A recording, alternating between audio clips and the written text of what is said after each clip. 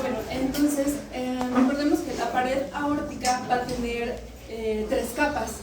La adventicia, que es en donde se van a encontrar los vasa vasorum, que también son pequeños capilares que van a irrigar las paredes externas de los vasos sanguíneos. También se va a encontrar ahí el tejido conectivo y también los nervios perivasculares. La capa media, que es la capa más gruesa, aquí se va a encontrar el músculo liso y también el tejido elástico. Y la íntima, aquí se va a encontrar el tejido las células endoteliales, en donde se van a encontrar una lámina elástica interna. Y bueno, haciendo un recuento, el ánulus o la raíz aórtica es donde se van a encontrar los senos de Valsalva. La unión sinotuberal va a ser un punto de unión en donde se va a encontrar entre el ánulus o la raíz aórtica y la aorta ascendente, que es en donde es un punto de transición muy importante. La aorta ascendente se va a encontrar entre la unión sinotuberal y el arco aórtico. Va a estar en la porción proximal de la arteria brachiocefálica y la porción distal de la subclavia izquierda. Y la aorta descendente va a ir desde la porción distal de la subclavia izquierda y va a llegar hasta la aorta abdominal. La aorta abdominal es una estructura tubular, la cual nos va a ayudar para poder conservar el flujo anterógrado. Entonces, esto va a ser durante la diástole, y durante la sístole nos va a ayudar como reservorio del flujo, de la entrada del flujo que va a hacer desde el ventrículo izquierdo. Entonces tenemos que durante la sístole, la aorta durante la diástole, la aorta va a disminuir de tamaño. Y bueno, la aorta va a entrar en la cavidad abdominal a través del hiato aórtico abdominal. Y esta va a ir descendiendo y va a moverse ligeramente hacia la izquierda, y conforme va descendiendo van a ir emergiendo ramas de gran calibre, en las cuales vamos a decir a continuación, y va a llegar hasta la bifurcación de L4, en donde se va a dividir en las ilíacas comunes y de ahí a las externas y las internas. Y bueno, los principales ramas de la aorta abdominal que se van a ver en la ecografía son el tronco celíaco, la arteria renal, la mesentérica superior y las ilíacas comunes.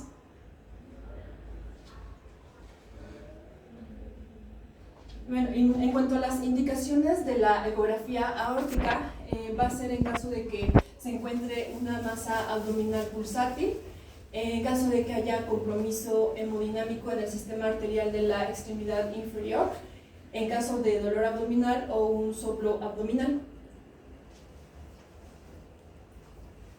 Y los objetivos de la ecografía aórtica van a ser la visualización de toda la aorta y de sus ramas principales, la detección de estenosis ateromatosa, aneurismas, disecciones u otros trastornos, mediciones así como segmentos dilatados para valorarlos, la evaluación de órganos y de estructuras adyacentes.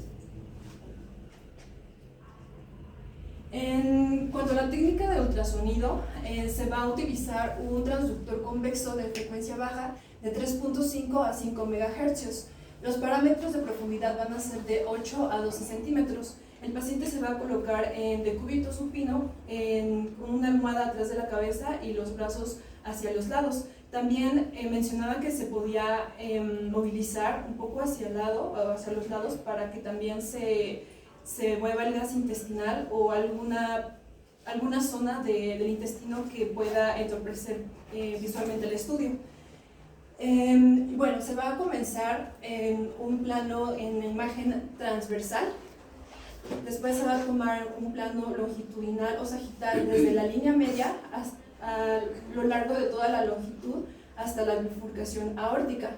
Y también se va a tomar un plano coronal, el cual va a medir la porción lateral de la aorta para ver el diámetro, o sea, de lado a lado.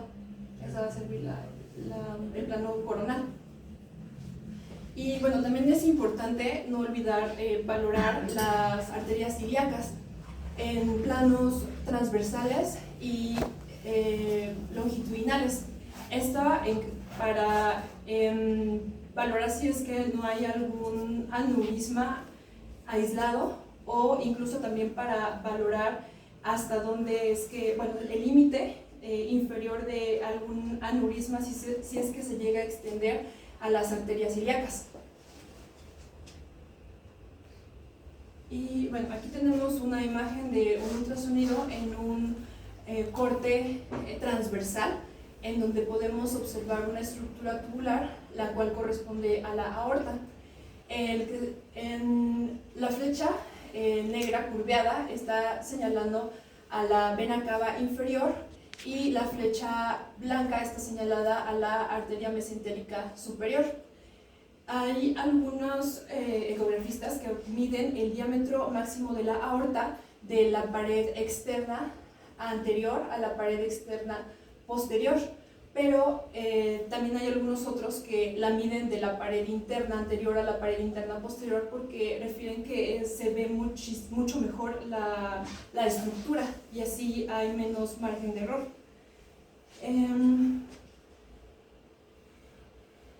Y también, como la naturaleza de esta arteria es pulsátil, va a irse modificando de acuerdo al ciclo cardíaco. Entonces también muchos consideran que es necesario tomar los diámetros máximos cuando se encuentra en la sístole, que es cuando la aorta está en mayor distendida, para así mejorar la capacidad de reproducción entre las exploraciones seriadas. Y bueno, aquí tenemos un estudio de un ultrasonido en un corte sagital. Primero en la segunda imagen con Doppler color, en donde tenemos que el diámetro normal tiene que ser menos de 23 milímetros en hombres, y en mujeres inferior a 19 milímetros en mujeres. Pero también hay que tener en cuenta que conforme va avanzando la edad, también va a aumentar el diámetro. Entonces va a aumentar en un 24% de los 25 a los 71 años, teniendo que a los 60 años va a haber un diámetro máximo normal de 24 milímetros, y a los 75 años puede tener un diámetro de hasta 37 milímetros. Y bueno, ya en las divisiones de la aorta abdominal, la primera rama es el tronco celíaco. Esta se va a originar en la cara anterior de la aorta y se va a bifurcar en 3 ramas, las cuales son la arteria gástrica izquierda, la esplénica y la arteria hepática común. Y aquí tenemos una imagen ecográfica de Doppler color en un corte longitudinal, en donde podemos observar a la porción proximal de la aorta, y van a emerger va a emerger el tronco celíaco y la mesentérica superior. El diámetro del tronco celíaco va a ir de 6 a 12 milímetros, teniendo un diámetro medio de 7.2 milímetros.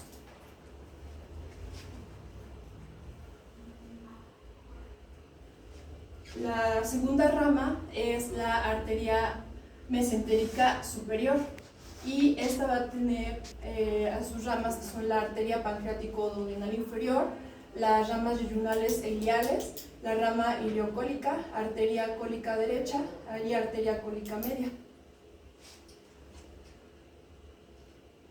Bueno, y también la arteria mesentérica superior se va a encontrar 2 centímetros por debajo del tronco celíaco, a nivel de la primera vértebra lumbar. Y aquí tenemos igual una imagen ecográfica en un corte longitudinal, en donde podemos observar de igual forma a la aorta proximal, y igual se están emergiendo las dos ramas, que sería aquí la arteria mesentérica superior y aquí el tronco celíaco.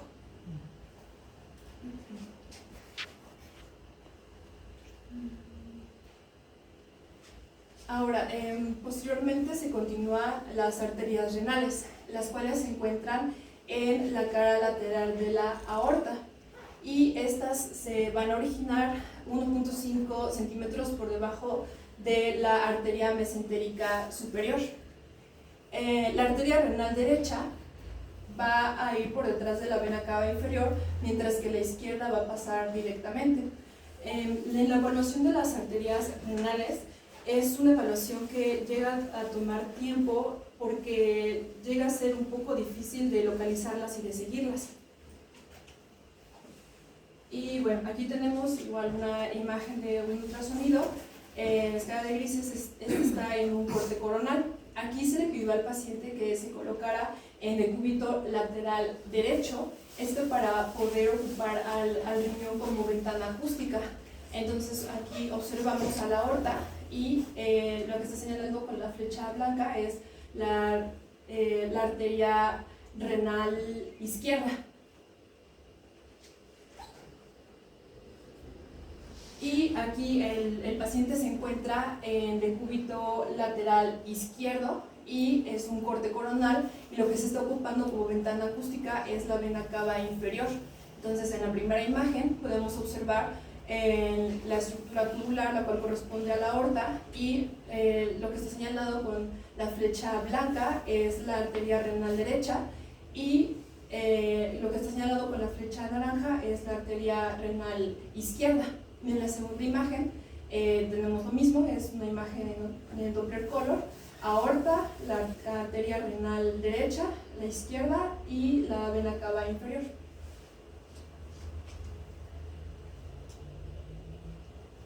Y bueno, en cuanto a la mesentérica inferior, y las ramas van a ser la arteria cólica izquierda, las arterias sigmoideas, la arteria rectal superior y la marginal del colon. Esta, como tiene un pequeño tamaño, no siempre se va a poder visualizar en el estudio, porque es difícil.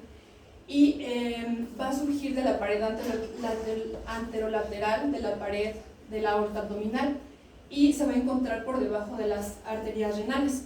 Entonces aquí observamos una imagen de un ultrasonido de Doppler color. Aquí se encuentra la aorta, y aquí la arteria mesentérica inferior.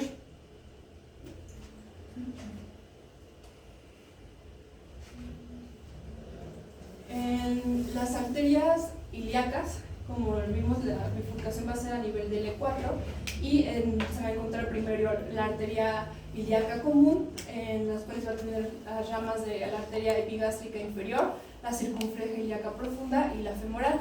Después se va a dividir en la arteria ilíaca interna, la cual va a tener a sus ramas, que son la arteria iliolumbar, la pudenda interna, vesical inferior, vesical superior y la uterina en el caso de las mujeres. Y aquí tenemos igual una imagen de un ultrasonido, la primera en modo B y la segunda en Doppler color, en donde tenemos que el diámetro máximo de la ilíaca común en hombres va a ser de 14 a 15 milímetros, mientras que en mujeres va a ser de hasta 12 milímetros. Y este es un corte sagital, se ve la ilíaca común. Esta igual es de la arteria común, pero esta es de la derecha, y tenemos igual un estudio de ultrasonido en un corte transversal. La primera es en modo B y la segunda es con Doppler color, en la arteria ilíaca común derecha. Y esta es de la bifurcación. es en corte sagital, y aquí se puede ver a la aorta ya para bifurcarse en las ilíacas comunes, tanto a la derecha como a la izquierda. Y aquí le puse un esquema en donde se pueden observar los diferentes diámetros de acuerdo a la porción de la aorta. En otra radiografía encontré que puede ser, bueno, que tiene que ser de menos de 25 milímetros en su diámetro máximo. ¿Las mencioné todas? No, ya vi que la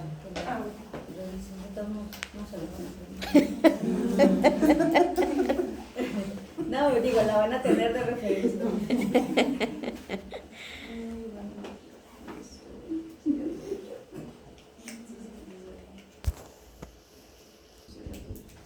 Muy bien. ¿No revisaste por ahí cuánto medía la relación íntima media? ¿Crees que sea importante saber cuánto mide el espesor del complejo íntimo medio? Bueno, en promedio no varía en relación a las carótidas. Entonces también se considera que abajo de 1.3, arriba de 1.3 ya se considera engrosado, ¿no? Y obviamente la estructura tubular pues se ve alterada porque nosotros al momento de observar la aorta pues vamos a ver un engrosamiento endotelial importante. Entonces ahí cuando nos vamos a dar cuenta si está en relación a formación de placas, que es exactamente lo mismo que las carótidas, o un engrosamiento intimal que nos puede pues sugerir alguna alteración del endotelio tipo vasculitis, ¿no? Entonces en pacientes que tienen algún tipo de arteritis, pues el primer dato que vamos a encontrar es el engrosamiento de la íntima. Y en promedio sí, la mayoría de literatura maneja entre 2.5 3 centímetros. Entonces obviamente también tiene que ver mucho la talla del paciente, entonces tampoco esperen tener una aorta aquí con la compañera de 3 centímetros, porque o quién sabe, vamos a medir, tal vez sí digo muy bien. Entonces, ¿cuál es la importancia de conocer la anatomía de la aorta? Porque a partir de qué segmentos nosotros ecográficamente vamos a ver. Sería a partir del tronco celíaco. Exactamente, entonces ecográficamente sí podemos valorar el tronco celíaco, la mesentérica, las renales, las ilíacas. La importancia de saber los calibres es porque obviamente hay protocolos quirúrgicos donde los cirujanos necesitan los calibres de las arterias, de la aorta y ¿para qué creen que sea necesario el diámetro? ¿En qué protocolos quirúrgicos? Trasplantes. En trasplantes. Trasplantes, esa es una. Para la colocación de stent. Un stent o una prótesis. ¿En qué otro?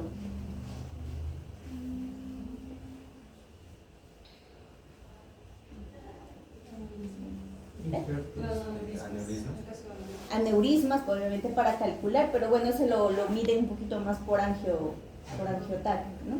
Entonces, en pacientes que no pueden ser sometidos a algún procedimiento con contraste, pues obviamente también el cirujano va a requerir, ¿no? Como dijo Lupita, en los protocolos de trasplante, el cirujano necesita saber la característica y los diámetros de las arterias ilíacas. ¿Por qué?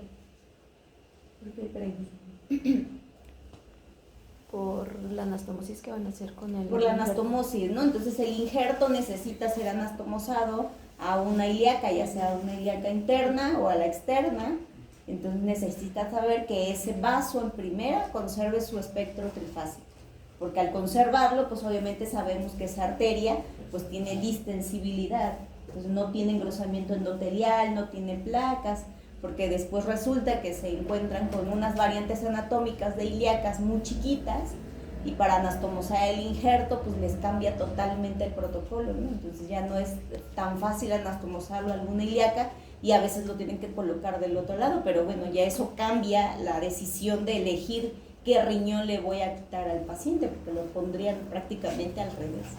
Entonces es muy importante, hay lugares donde les van a, de hecho aquí piden medir las ilíacas y valorar las características de las ilíacas, pues para ver que tengan esa capacidad receptora, ¿no? Entonces yo ya veo que esa arteria perdió su patrón trifásico, que mañana lo vamos a ver. ¿Qué hora es? ¿No lo traen listo? 7:25. Ah, pues échenlo de una vez, ¿no? ¿Quién le toca? En el temario dice Olga, pero no la vino. Ay, no vino, Olga. Bueno, pues ya ni modo, mañana. Bueno, la importancia es esa, ¿no? De procurar conocer los calibres, valorar el endotelio, el engrosamiento endotelial de la aorta y de su, bueno, y otra cosa. Por ejemplo, en el Doppler renal utilizamos los valores de la aorta para sacar un ratio, ¿no? Entonces, cuando nos toque Doppler renal, vamos a ver que hay que sacar un ratio entre las velocidades picosistólicas de la aorta y la de las arterias renales. Para considerar que sean 3.5, tiene que ser menor a 3.5 para considerarse que no hay datos de estenosis a ningún nivel de la aorta. Y obviamente también vamos a ver lo de la isquemia mesentérica, que eso es un dato muy importante, y también nos sirve conocer los calibres aórticos. Entonces, es difícil, no es fácil seguir las ramas de la aorta, pero si practican se les irá haciendo un poquito más fácil. Pero bueno, lo importante era conocer la anatomía, el grosor endotelial, los calibres, sus ramas más importantes. ¿Y qué otra cosa habrá faltado? A lo mejor un tipo de variantes anatómicas, ¿no leíste por ahí algo? No. Pero no leíste algo. ¿Qué tipos de variantes anatómicas creen que exista a nivel de la aorta? Pues principalmente a nivel de las ramificaciones, ¿no? A nivel de Bueno, de sus ramas sí es un poquito más común, pero propiamente a nivel de la aorta.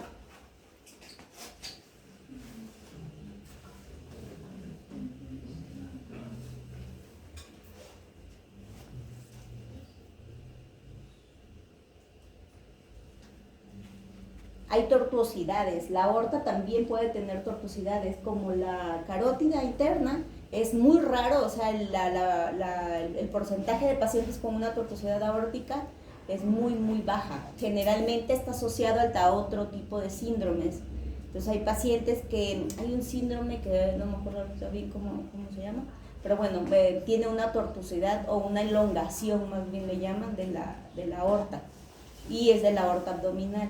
Y obviamente el trayecto de la aorta sí es importante valorarlo, y obviamente sus espectros, porque bueno, no sé a quién le vaya a tocar espectros patológicos, vamos a ver lo de la estenosis aórtica, ¿no? Entonces a nivel si yo observo una alteración monofásica a nivel de la aorta, tengo que determinar a qué nivel se está presentando la variación o pérdida del patrón trifásico, porque eso nos puede orientar a una estenosis aórtica. ¿Okay? Pues no vino la otra compañera. Ya, pues mañana ¿qué es? Espectros normales, ¿no? Ah, pues mañana el que le toque patológicos, pues también se los traen para ir